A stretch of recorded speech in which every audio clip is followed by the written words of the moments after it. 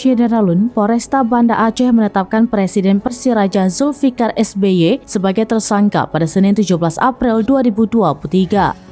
Ia ditetapkan sebagai tersangka dalam kasus cek kosong sama akuisisi saham Persiraja. Sebelumnya Zulfikar dilaporkan oleh Nazaruddin Dekgam pada Februari lalu ke Polresta Banda Aceh karena cek yang ia berikan saat membeli saham Persiraja tidak berisi uang alias kosong. Kapolresta Banda Aceh Kombes Pol Fahmi Irwan Ramli melalui Kasareskrim Kompol Fadila Aditya Pratama mengatakan Zulfikar sudah ditetapkan sebagai tersangka 2 hari lalu setelah pihaknya melakukan gelar perkara.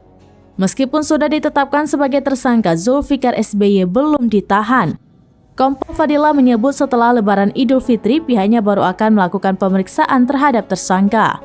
Kasus ini berawal saat Zulfikar SBY mengakuisisi kepemilikan Persiraja dari tangan presiden sebelumnya, Nazaruddin Dekgam. Saat itu nilai pembelian klub Liga 2 itu sebesar 1 miliar rupiah, namun Zulfikar baru membayar 350 juta rupiah. Sisanya ia memberikan selembar cek kepada Dekgam. Dalam kesepakatan, cek itu dapat dicairkan dalam beberapa bulan selanjutnya sesuai kesepakatan keduanya.